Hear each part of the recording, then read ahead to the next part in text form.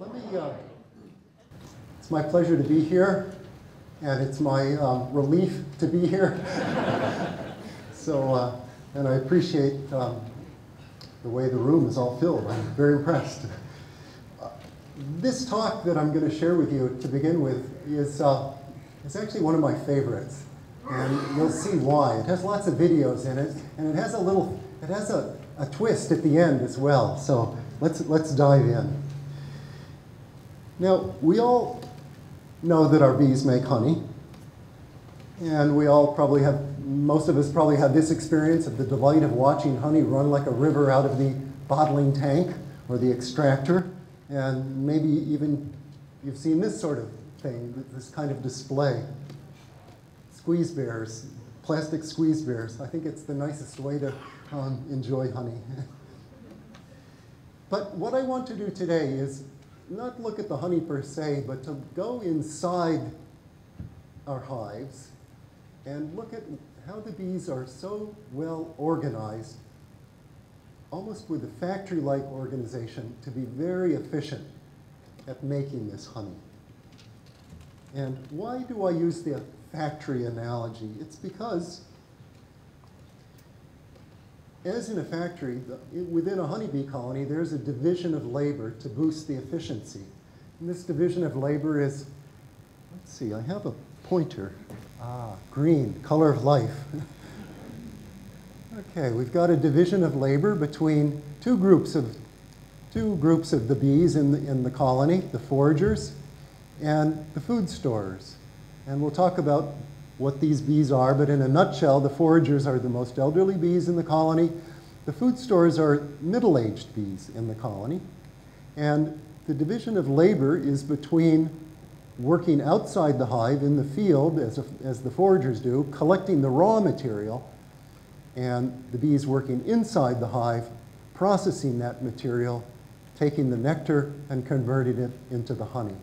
And this is a very strict division of labor. Bees do not move on any given day. There's not much movement between those two worker groups. And let's just look at a few pretty pictures of the two groups. First, our foragers, nectar collectors, bees on the beautiful goldenrod. Do you have goldenrod solidago here? Yes. Oh, good, great. Yes, I know that. This is probably my favorite, on the right here is probably my favorite picture of a worker bee, because it shows a bee in flight, coming home. She's got some pollen, but also you can see from the translucence of the foreportion of her abdomen that her honey stomach is also full. And because she's in flight, she's got her legs tucked underneath her. It's a really sweet photo, I think. Hope you like it too. And then here's the nectar processing bees. Here's our food store, two bees with their tongues poking out, taking the nectar from this returning forager. And then they've moved up into the combs, and they'll smear it on the walls of the honey storage cells so that it will ripen into, the nectar will ripen into honey. Now here's the age pattern that I referred to earlier, where these are distributions as a function of age of three groups of bees. Nurse bees, they're the youngest bees. You probably can't see these numbers, but the nurse bees are 1 to 10 days old in this colony that I was studying. The food stores, they're 10 to 19, or let's see, I can barely see it myself. Yeah, 10 to 19 days old. And then the foragers are those bees that are older than 19 and older. Incidentally, the way these numbers were made was I set up an observation hive, and every 3 days I put in newly emerged bees with different paint color. And then after 30 days, I just watched in the hive to see which the color codes of the bees that were either collecting nectar, receiving nectar, or functioning as the nurse bees. So, division of labor by age. Now, so that's the basic structure, labor organization within the colony for producing honey. But here's the problem that this factory has, and it's a really big problem. It is that the supply of the raw material is highly variable. We all know that there are times of nectar dearth, like today, And there's times of abundance during the middle of the summer when everything is just right. Plants are in bloom, etc. And this is a problem that every factory has because if you're going to have an assembly line or a production process, you want to have the raw materials not to be moving up and down. You just want to have things running smoothly from start to finish. And the way human factories deal with that, if they're assembling something, they'll have a stockpile of parts, for example. Okay, so this factory has to operate with an ever-changing supply of its raw material. And just to illustrate an example from my part of the world of just how variable how much variation there is in the supply of nectar, these are patterns of weight gains in a colony, daily weight gains in kilograms from late April through May, June into July. And you can see in our part of the world, we have a big honey flow from dandelions, then black locust trees, followed by raspberry and sumac, and then some with basswood. That's variable year to year. But in between those, there are real dearths. And colonies, so instead of gaining lots of weight, as they do in these honey flows, the colonies can be losing weight many days during the summer.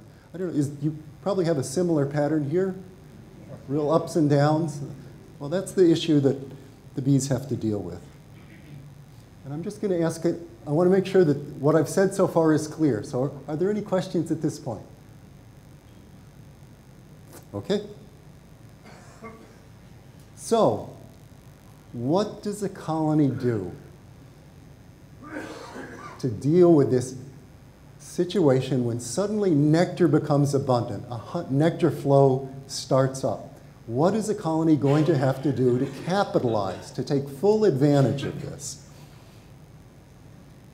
Well, it's going to have to do two things. It's going to have to mobilize more of the collectors, the nectar collectors, so it's going to turn up the rate at which collecting is being done. But if it turns up the collecting, it also has to activate more of the food stores. If it didn't, then as the foragers become very, very busy, if they don't increase the processing capacity, then there's going to be a backlog. Returning nectar foragers will be building up, will be standing around. It would be like in a situation in a grocery store or a bank. Suddenly there's a lot of customers or traffic, but they don't add tellers. Long lines develop. And the bees are better than that. They've got it organized so that if the collecting rate goes up, they turn up the processing rate as well. Well, let's drill down on this step one. How do the bees mobilize more nectar foragers? Well, they've got two signals for this. One is the one that you probably all know about. It's the Waggle Dance. And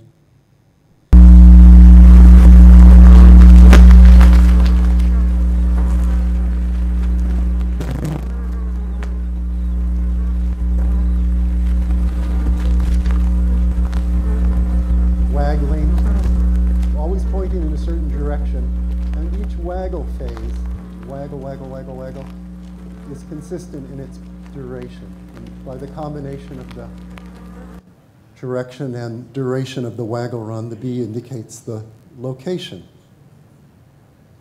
So here's just an example, just a refresher. Probably everybody here knows this. If a bee is coming from a colony that's nesting in this tree, and the bee wants to indicate the location of a patch of flowers that's over here, she notes the direction of the flowers to the flowers relative to the direction to the sun, in this case 40 degrees to the right of the direction of the sun. Then when she does her waggling, she performs her waggle run oriented at the same angle, but now with respect to up, so 40 degrees to the right of straight up. And that will specify the direction. And to indicate the distance, she increases the duration of the waggle run as the distance increases. Greater the distance, the longer the waggle run duration. A very straightforward and logical way of coding the direction and distance information. Well, we all know that waggle run, that's how the waggle run works. What you may not know is just how well it works. And so I want to share with you the results of one little experiment that we conducted some years ago to look at just how powerfully, how quickly a colony can mobilize more foragers by virtue of the waggle run. So the question was, is the waggle dance really good at boosting the number of bees working at a good nectar source? And the way we looked at this is I went out to an island in the month of August. On this island, there are flowers in bloom, but there's nothing providing nectar or pollen in any significant amount. So I could bring out to this colony a hive of bees, and I put it here on this side of the island, and it was in an observation hive.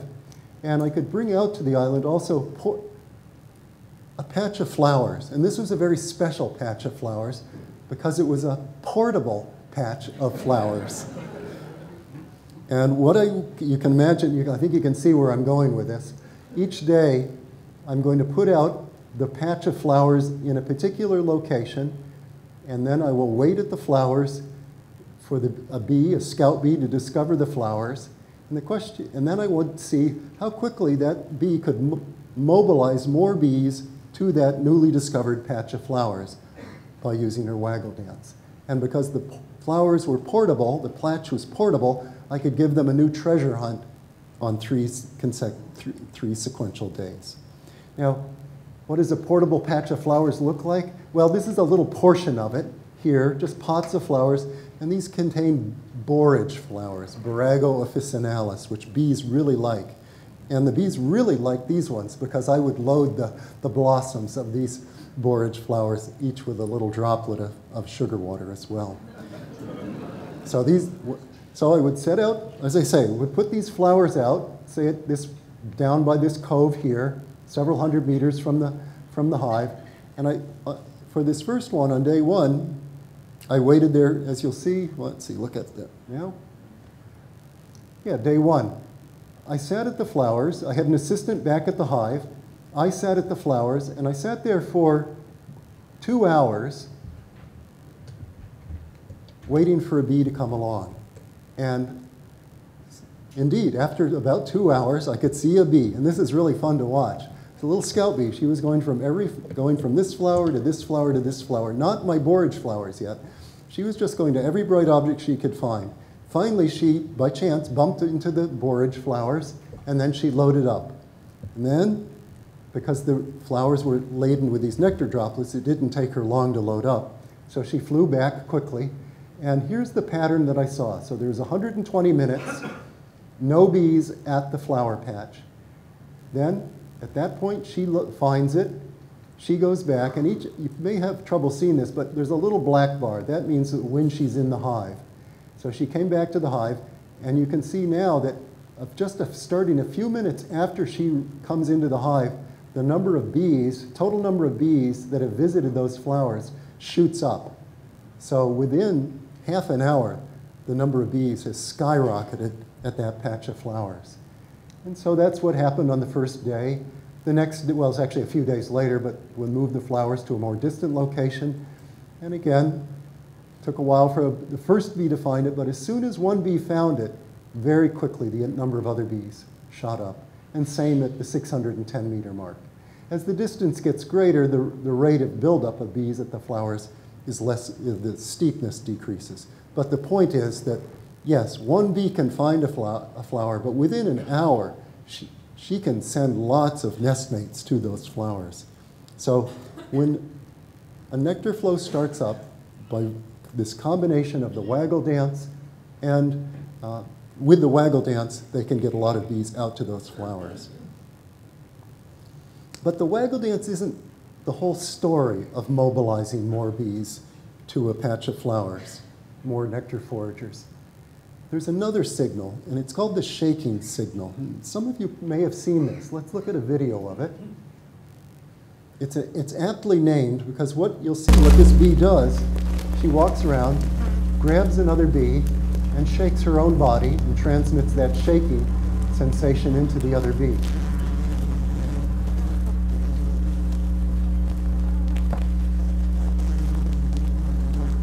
How many people have seen that behavior?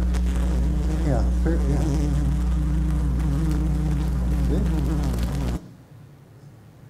Well, why do successful foragers perform these shaking signals? And these are activational signals. They do activate bees.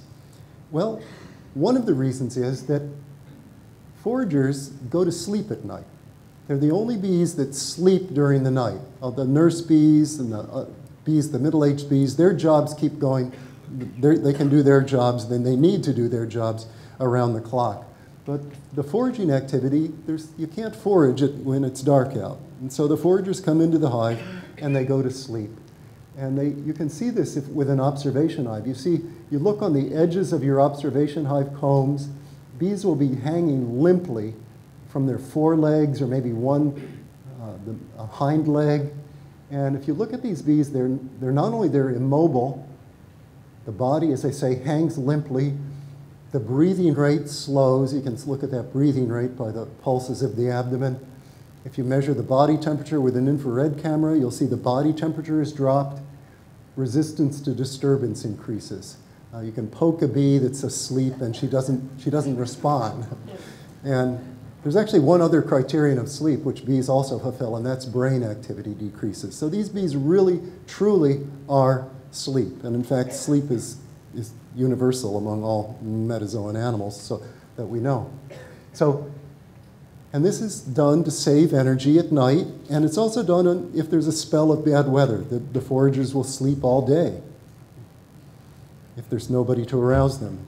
But when there is forage available, then the bees perform the first bees that go out and discover food is available, go out and do the shaking signals. And you can see why the bees can't just come back and do the waggle dances. Because for recruitment to occur, as I'm trying to show that with this slide, you need not only dance producers, but dance followers. So if a bee found some flowers, but lots of the other foragers are asleep, she will probably not have many dance followers.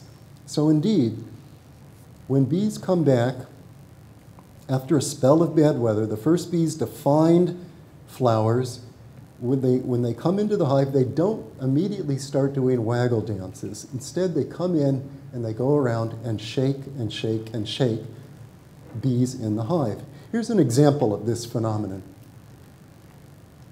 This was an experiment where we had trained bees out to a dish of sugar water. Little bees put their tongues in and could get the sugar water from little slots at the base of the reservoir. And the bees were labeled for individual identification. And we were doing an experiment, and I don't need to tell you what the experiment was for, but what happened was we were doing this experiment, then we had 3 days of solid rainy weather where the bees couldn't leave the hive. But on the morning of the 4th day, the weather cleared and it was nice and beautiful weather. And the bees don't forget their little feeder. So I was sitting at the feeder and I said, okay, red thorax has come back to the feeder now. And we were doing a study actually of the waggle dance, not of the shaking signal. And I said, okay, red thorax is back. She's left. When she gets back to the hive, let me know how many circuits of the waggle dance she performed. And the assistant back at the hive reported to me, Tom, she's not doing waggle dances at all. She's walking around shaking other bees. And that's what's shown in this chart here. Each one of these horizontal bars represents the activity of the bee, that particular bee, that one bee, that first bee to find the feeder, when she came back to the hive. And you can see there's a bar, there's different bars here, one bar here, one here, here, for each trip. And if the bar is black, it means that she was doing shaking signals. And the length of the bar indicates how many bees she shook on that trip back to the hive. If there's a white portion of the bar, like down here, it shows that she was doing waggle dances. And the length of the bar indicates how many circuits of the waggle dance she performed. So you can see the pattern was that for the first more than an hour, for her first 10 trips back to the hive, she didn't do any waggle dances. She just came in, offloaded her food, and then shook bees. Eventually, she started to mingle the shakings with the waggles, and then by the end of the morning, when the colony was really starting to hum nicely, she did just waggle dances. So This bee illustrates very nicely the interplay between doing the shaking signals to activate bees and the waggle dances to get to direct them once they're activated. And so, if you want a nice little mnemonic for remembering what the function of the shaking signal is, it's a shake and wake. Okay. So far we've looked at this part of the activation problem, of the how to capitalize on a nectar flow. We've looked at step one, mobilize additional nectar foragers, and that's through the waggle dance and the shaking signal. Well, let's look at step two. How do the bees activate more food stores? Let's imagine, again, it's like a bank. It's like suddenly there's a lot of customers coming in with loads of nectar. They need to be serviced. And so more bees, more of the middle-aged bees, which were not doing any processing of nectar for a while, now need to be activated. So how do the bees do that? Well, now we're looking at the third activational signal. And this is produced only by successful nectar foragers. So we've looked at the waggle dance, we've looked at the shaking signal. Now we're going to look at what's called, I like to call it the Tremble Dance. Play a video of that. It's this bee right here. She looks kind of spastic, doesn't she? But notice other bees orient to her. They turn towards her. They're in fact listening to her, maybe touching her. And she will do this on and on and on. Sometimes they'll do that for 40, 45 minutes. That's called the Tremble Dance. Now, there's an interesting story with the Tremble Dance because it was a mystery for a long time. I've jumped ahead and told you the answer about what it's for. It's to activate more of the middle-aged bees to function as the food stores. But it was but for many, many years, for about 70 years, it was a mystery. And I want to go through the mystery a little bit, just to give you a sense of how sort of thrilling it was to figure this signal out. The Trumbull Dance was first reported in the 1920s by my scientific hero, Carl von Frisch. And he first wrote a description of it in a 1923 paper, and I've translated his German to English, where he wrote, "At times one sees a strange behavior by bees who have returned home from a sugar water feeder or other goal. It is as if they had suddenly acquired the disease St. Vitus's dance." That's an old name for chorea, neurodegenerative disease. And so that's what he wrote in 1923. And then when he wrote his master work, where he summarized his life's work of investigating the bees in 1967, he wrote, "I think the Tremble Dance, tells the other bees nothing. It's perhaps comparable to the condition that Florey has described as a neurosis." So it was still a mystery to Carl von Frisch in 1967. And its function remained a mystery for nearly 70 years. And he said, if anybody can solve that mystery, I'll give them a prize. Well, alas, he died before the mystery was solved. Now, the mystery of the Trumbull Dance. As I say, it was solved unexpectedly in the summer of 1990. I was working at that summer up at this biological station. I'll refer to it in a couple of the talks I'll be giving here. It's called the Cranberry Lake Biological Station. It's way up north in the upper part of New York State. It's this green area here. I think it's some 8,000 square miles. It's the largest park in the lower 48 states, bigger than Yosemite or Yellowstone. And it is up there, and it's all preserved forest. And the virtue of it for honeybee research is that it is a place where once the trees have leafed out, it's covered with lakes and trees, which means very little forage for the bees.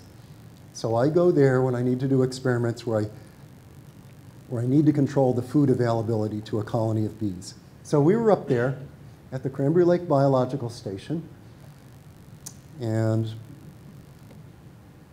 we were actually doing a study of the regulation of waggle dancing. We weren't even thinking about shaking signal, of the Tremble Dance. And we were doing it, the question we were addressing was, that summer was, is a nectar forager inhibited from waggle dancing if she experiences difficulty finding a food store bee to take her nectar load? And this question arose because it was known from people that had studied the waggle dance that the bees don't always do waggle dances, even if they're going to a great food source. And what was learned was that the bees are, if there's plentiful nectar available, the bees are very selective. But if there's only sparse nectar available, then they will dance very vigorously. Beggars can't, they basically use the rule, beggars can't be choosers. But we didn't know, what we didn't know is how the returning nectar foragers know whether there's a lot of nectar coming into their hive, colony's hive, or just a little bit of nectar. And so it had been speculated that it was, the bee could judge whether there was plentiful nectar coming in or just a little by how easy it was for her to get unloaded. If there was not much nectar coming in, then the idea was that she would get unloaded quickly because there'd be the receiver, the food store bees waiting. But if there was a lot of nectar coming in, then it would take longer for her to find one of these receiver bees. It would be as if there was a long line at the banks, for example. So we were up there, we were doing an experiment, and I was going to manipulate the speed with which a bee would get unloaded, having nothing, not by manipulating the rate at which the colony was collecting nectar, but actually by removing some of the food store bees, like taking the tellers out of the bank. So the way this works is we work up at this station. I've got a little hut, you'll see it in another talk later on, where there's a 2-frame observation hive, and then I have an assistant or two trained to tend this feeder. There's a little dish of sugar water here. It's the same, actually the same image that I showed earlier. A little dish of sugar water, bees come up to it. Bees get labeled, etc. Label all the bees that are trained to come to the feeder for individual identification. And the wrinkle with this experiment was that in addition to labeling the bees that are bringing in the sugar water from the feeder, I would label all the food store bees in the hive. I had in my observation hive, you probably, I don't know if you can see this or not, but the glass isn't continuous over this side of the hive. There's actually a window here. And every time one of the bees would come back from the feeding station carrying her paint mark, I would see what bee in the hive would receive the nectar from the returning forager. And then with my little paintbrush, I put a dot of yellow paint on the back of the bee that was receiving the food. And so we did that all day long, and you'd label hundreds and hundreds of the unloader bees, the nectar receiver bees. And then at the end of the day, I took out the nectar receivers. I just opened up the hive, and one by one, pulled out the bees with the yellow paint marks and put them in a screen, into a screen cage. So for the next morning, when the colony started up its foraging operation, it would not have any food store, it wouldn't have the middle-aged food store bees functioning. And the question was, would the returning foragers, even though would they now be disinclined to perform their waggle dances because I would have induced a shortage, I would have created a situation where it was hard for them to get unloaded even though there wasn't a big nectar flow on. There was sparse nectar. So the question was, would that manipulation affect the unloading times, and would the bees respond to the unloading times accordingly? Well, what was the effect of removing of the food store bees? Indeed, the nectar foragers did have trouble getting unloaded, and they stopped waggle dancing, and this was to my surprise, they began tremble dancing, began producing tremble dances. This wasn't something I had expected at all. And so on the day when there was plenty of food store bees, they would get on, the bees, returning foragers would run in the entrance of the hive, and I plotted out, just noted where they would get unloaded on the combs. They got unloaded near the entrance. But on the days when I had removed the food store bees, they would come in, they'd look around, look and look and look for somebody to take their nectar, not find anybody, and then they would start doing tremble dances, and they did them through deeper inside the hive. And when I saw that, I thought, oh, this is cool. Because I had seen the Trumbull Dance, but like everybody, I had been puzzled by it. Why is that bee acting so strangely? But I realized that inadvertently, unintentionally, in doing this experiment of removing the food store bees, I had turned on the production of the Tremble Dance by these successful foragers. And this led me to think that, oh, maybe this is a signal that is a call, in a sense, a call for more bees to function as food store bees. Because when you think about where these bees are doing these signals, making these tremble dances, they're doing them in the part of the hive where the middle-aged bees are hanging out. And so they may have been saying, they may have been producing, my hunch was they were doing a call for more bees to switch to the job of being a nectar, a food store or a nectar receiver bee. And it turns out that that story is correct. Here's just one piece of the evidence. It is that if you, I won't go through the details, but you can have bees coming back from a very good food source, a very good nectar source, or sugar water source, and if you manipulate how long she has to search to find somebody to start taking her nectar, you get the following pattern. You find that if her search time is short, if it takes her less than 20 seconds, almost always she will perform a waggle dance. High probability of performing a waggle dance, above 0.5 and up to 0.1. If, however, it takes her from 20 seconds out to about 50 seconds, then she doesn't do a waggle dance. Probability of doing a waggle dance goes way down, and she doesn't do any dance. But if she has to search for more than about 50 seconds, then her probability of doing a tremble dance goes up. And so if she has to search for a long time, she will produce a tremble dance. And so this was further evidence that, okay, yeah, this search time really is what's causing bees to do these tremble dances. And you can do other fancier experiments too, and I won't go through these. The key point here is that what these bees have is a control system for keeping their nectar collecting and their nectar processing in balance. And it's a brilliant system they have. And it's all based around the returning nectar foragers paying attention to how long they have to search to find a bee to take their nectar, that will take their nectar load. And you can see the way it works is the following. If that bee comes back from a good food source, good nectar source, and her search time is low, less than 20 seconds, she'll do a waggle dance. And what's the effect of doing a waggle dance? Well, it increases the number of foragers. And what's the effect of increasing the number of foragers? It increases the colony's rate of nectar collecting. And what's the effect of increasing the colony's rate of nectar collecting? It increases the search time.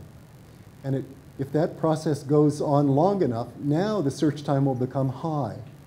And if the search time is high, the same bee coming back from the same food source will now not produce a waggle dance, she'll make a tremble dance. Tremble dance stimulate more of the middle-aged bees to function as food stores. That increases the colony's nectar processing rate, and that depresses the search time. It's like bringing more tellers in the bank, having more tellers functioning in the bank. And then, so little by little, by paying when a bees come back and they adjust the waggle dance or tremble dance, the colony can turn up its rate of nectar collecting while keeping both the nectar collecting rate and the nectar processing rate in balance. It's really a beautiful system. But it's not the full story. There's one more signal in here. It's called the beep signal. And this is a signal that is produced by a bee, one of the bees that's doing a tremble dance, if she encounters a bee doing a waggle dance. And she's going to go over and beep her and say, we don't need that. Cut that out. We don't want that signal. This was discovered by one of my students who is very observant. And what you're going to see is the bee, you're going to see, this is this example comes from the behavior of bees dancing on scout bees on a swarm, because they use the beep signal in the swarming communications as well. But what we're going to see is you're going to see this bee is going to be doing a waggle dance, minding her own business, so to speak. And there's a microphone over here. The beep signal is a very faint sound. So she's going to be doing her waggle dance. And then you're going to see a bee come down from the top carrying a pink paint mark, and she's going to beep that bee. And when she beeps that waggle dancer, what she does is she goes up and slams against the waggle dancer with her head, making a beep sound. And so let's see if we can, I'll play the video now, and we'll see if the sound comes through. I may have to, well, we'll see. If not, we'll play it again where we do have it come through. Okay. 1, 2,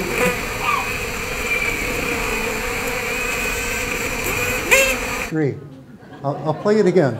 You can see these beeps don't stop the waggle dancer cold, but they are an inhibition. And if a bee gets hit with 10 or 20 of these, they stop waggle dancing. And you might wonder, why do they do the beep? Why didn't they just do the bash? I think it's because bees are always bumping into each other. And so any old bump doesn't mean anything. But if it's a bump with a beep, then it means stop waggle dancing.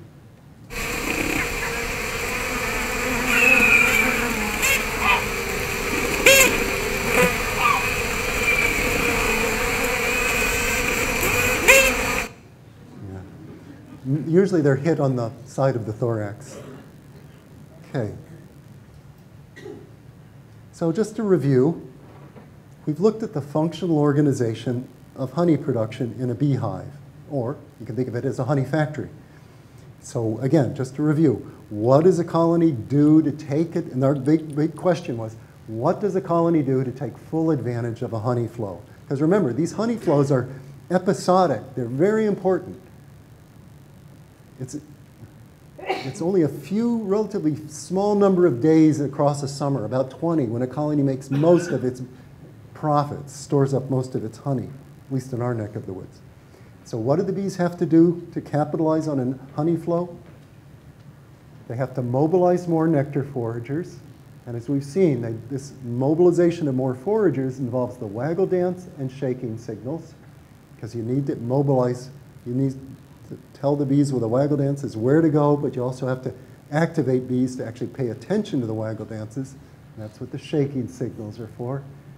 But you also have to do, not just activate this side, you have to activate this side of the honey production process, activate more food stores.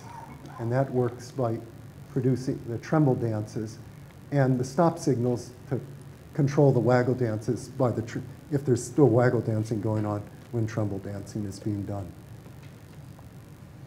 So I hope you've enjoyed this peek inside a hive, or think of it as inside this honey factory, to understand more clearly just how beautifully, what sophisticated functional organization a colony has for its honey production.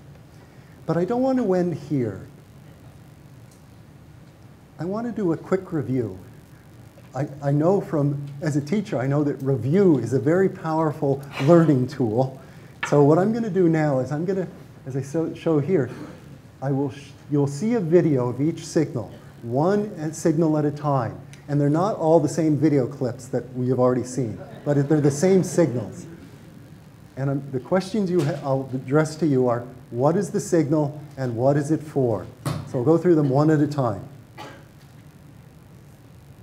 Don't blurt out what you think it is. We'll work through it together, please.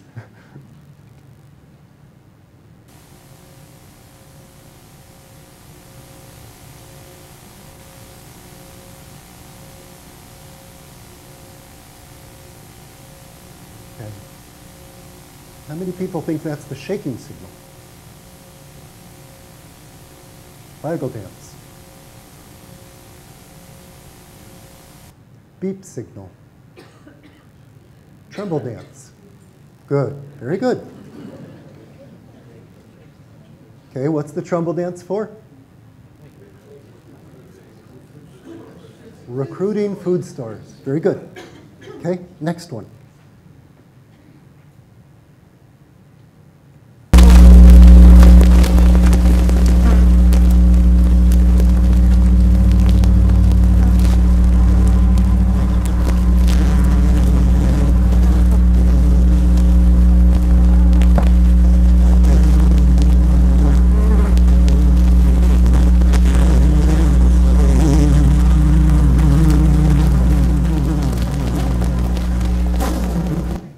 Okay, let's see, what do we want to start with? It's not the Tremble Dance, we just did that one. Though that's not necessarily the case. Waggle Dance? No. Beep? Shaking? Yes, very good. And what's the shaking for? Shake and wait, very good. That's right. I probably shouldn't say this, but because it's a little off color, but I was giving this talk once, and a lady sat in the back room. She said, "I think they're having sex." I thought it was hilarious.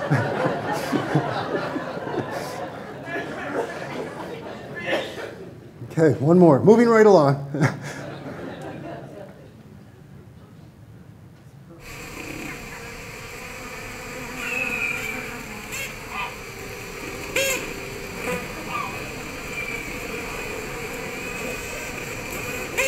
Okay, what's the name of that one? That's the beep. What's the beep for? Stop waggle dancing. You're doing the wrong signal, right? Yep. Okay, beep signal. There's another one. That has a weed whacker sound in the background.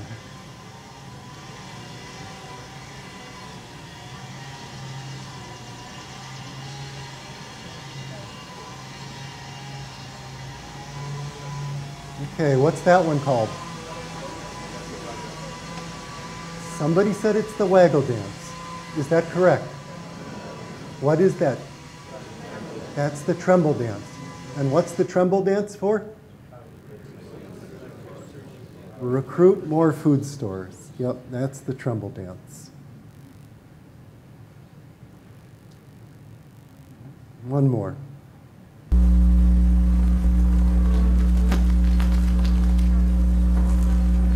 Put the last, the easiest one last. What's that signal? That's the Waggle Dance. Yep, very good. Okay. Well, I've only told you a little bit about really what's going on in there, the organization. There's a whole pollen collection story. There's a whole water collection story. We'll come back to the water in a later talk, but if you're interested in this, I spent about 20 years working on this stuff, and I wrote a book on it called The Wisdom of the Hive. So if you're curious, there's a reference book for follow-up further reading. So just to conclude, I thank you for your interest and your attention.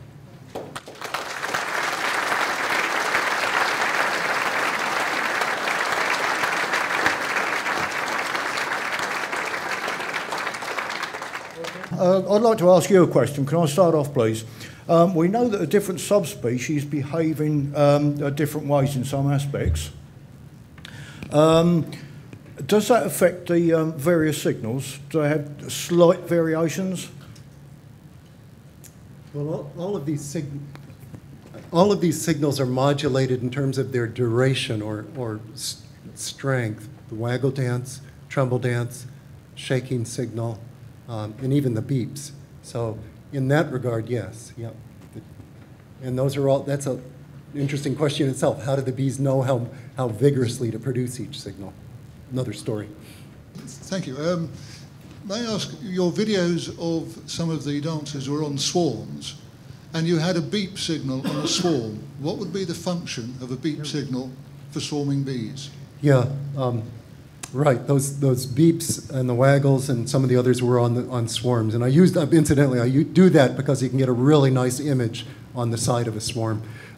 In the swarm, the beep signal is used for the same function, but it's done, well, sort of the same function, but not in connection with food storage.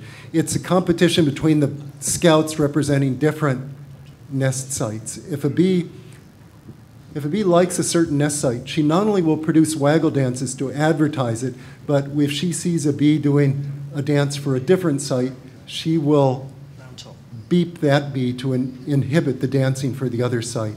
And by this cross inhibition, it actually speeds up their decision making to focus on the one best site. Thanks for that question. Yeah, is there ever a situation where a forager returning can't find a receiver, or there's an issue not having enough receivers where the forager would deposit the nectar themselves? Yeah. Because it almost seems like it'll be quicker to actually... I agree. I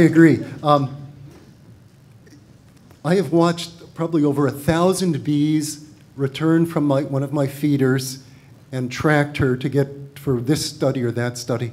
And I have to say, I've only once seen a bee in the situation where I've made it hard for bees to find a food store bee. Only once did I ever see a bee sort of, in a sense, shrug her shoulders and say, phooey on this, I'm just going to go deposit it myself. They don't do that very often, even though, yes, I think it's because under natural conditions, they can come in, they can do the activation of more of the unloader bees. And so I guess that's probably a more efficient way to solve the problem than just going dumping it yourself. Yeah, it's one of those curious things. Thanks for asking that question. For the food storing bees, or the beep in food storing, which are the ones that beep? Oh, the beeping is...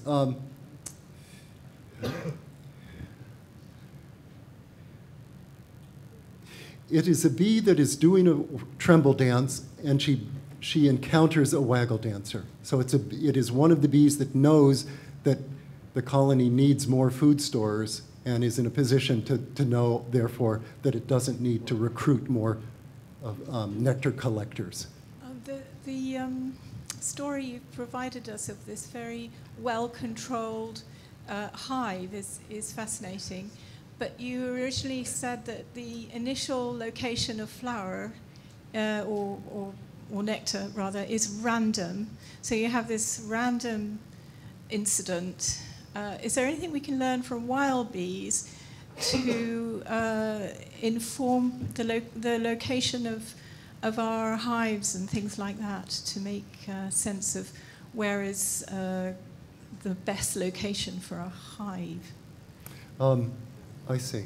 Yeah. Oh, that's okay. Yeah. So the question is there something we can do when we position our hives to facilitate this whole food collection process? Yeah. Basically, if you can, distance really matters a lot to the bees. It affects the efficiency of the honey production process immensely. So yeah, just the main thing would be to try to put your colonies as close as possible to nectar sources, which of course begs the question, how do you know where the nectar sources are? The best way I know to do that, which is also a really fun way to do it, is to get an observation hive and let the bees show you show you where the food sources are.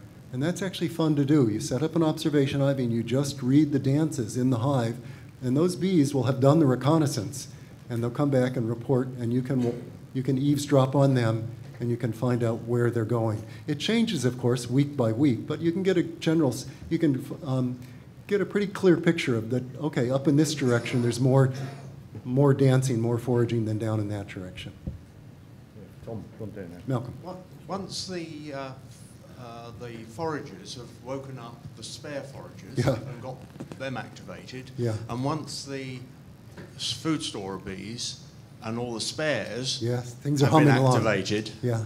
is there any other signal that the colony produces, because there is still more nectar coming in, to advance the even younger bees into to becoming, ahead of time, the middle-aged bees or the older bees that become the foragers? Yeah, I think what happens is they just keep combining the production of the waggle dances to activate more bees to function as the nectar collectors for a honey flow, and then Combined with that, there are more tremble dances to get more bees functioning as they turn up the number of nectar forages, they also turn up the number of food stores. What we do see, and they just keep doing those things, and what we do see is exactly what you're alluding to, that age distribution actually starts to shift. The age distribution of the nectar collectors starts to shift downward. So they're pulling more and more of the population of the colony, even some of the middle-aged bees, into the nectar collecting activity. And I had one student that, this was a very difficult thing to measure, but she was able to do it. She measured what percentage of the bees are actually going out foraging on a given day. And she found that most times, most days, it would be maybe 20 or 25% of the bees are actually going out collecting forage, both nectar and pollen. But during a honey flow, it can be over 60% of the colony is engaged in working outside the hive. And if you look at the age distribution, things are really shifted. They've got a lot of the middle-aged bees functioning in the food collection, and then they've got some of even the younger bees, which would normally be nurse bees, pulled up to be involved in the nectar processing. And it just goes to show how, first of all, flexible the bees are, but also how important it is to capitalize on these honey flows. And you've probably seen this yourselves. I don't know what the maximum you have experienced in weight gain of a colony on scales. For me, it was more than 10 kilograms of honey in one day. So a colony can really do it, I mean, under the right conditions. And we sort of think about that as, a lot of bees are active, they're having good success foraging. But it's not just that, they've really mobilized so strongly their population to take advantage of those opportunities. So, yeah. One down here. Hi, Tom. My question is about the shake and wake Yeah, signal. shake and wake. Yeah. On a swarm, the bees will shake and wake, and then they will follow. They don't actually all need the waggle dance. Do you feel that would be the same with a high nectar flow? Would all the bees have to watch the waggle dance, or do you think that some of them just follow the other bees to the high nectar? On a swarm, yeah, they do the shake and wake as well. It's usually you see it in the morning on a cool morning. I think those are bees just trying to get the scout bees active, or it may be scouts that have gone out, found that the weather's okay to do it, and they're activating others. Going on from that, what happens if you, let's say, what happens if you move a hive from one place to another, only 10 feet, let's say, in the same apiary, the colony's denuded of the flying bees? How long does it take them to actually recover, to get their dancers back in again? Yeah.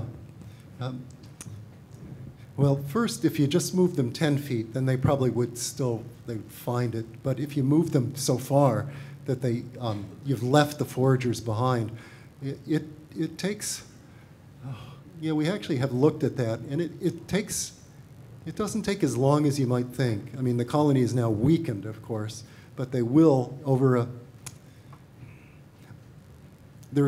sometimes we're setting up these experiments, we inadvertently do basically that, and it takes, within 3 days, they've mobilized things, they've rejiggered the workers they've got to resume their foraging activity. So they have, and that's maybe adaptive, and a lot of that has to do with the bees coming in and doing these tremble dances, getting more and more bees active in the foraging.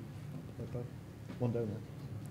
Hello. My question is about what happens next in the production line, the energy-expensive part of ripening the honey. Yeah. What signals and research has been done as regards that next step? Yeah, we haven't looked very much at that, except in one regard.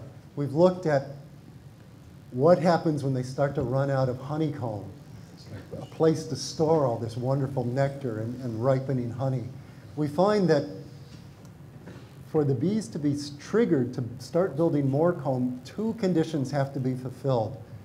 There has to be a lot of nectar coming in, and the available comb area for storing honey has dropped to below, I think it's about 15% of the comb area in the hive. In other words, they don't wait to the last minute. until they're really stuck and run out of storage space. Somehow the bees that are doing the nectar processing, they're getting the loads of nectar, they're going up. Evidently, they're going up and they're sensing, and those are the same bees that will make the wax and build the new comb. They're sensing that, oh, yesterday it was easy to find a cell. Now it's getting a little harder. And so those bees are making a very important decision. So that's the part of the, I can't answer your question fully, but that's the part we know about. Well, we've got time just for one more question, so we could take it from here, please. Yes, just following on from the other end, in other words, the queen producing more brood, to then follow on from this gentleman's question, everybody moves up the line. Are you noticing that she's stepping up her laying rate, or are they so sophisticated they can work out whether it's a temporary flow or whether it's a full flow, which will then enable them to expand? You know, that's a great question, and I've never looked at that. My beekeeper friends tell me that you can stimulate the brood rearing by stimulative feeding. So evidently there is some stimulation effect, but I don't know quite how. Just haven't looked closely at that. Can't really comment closely. Thank you. Thank you very much, Tom.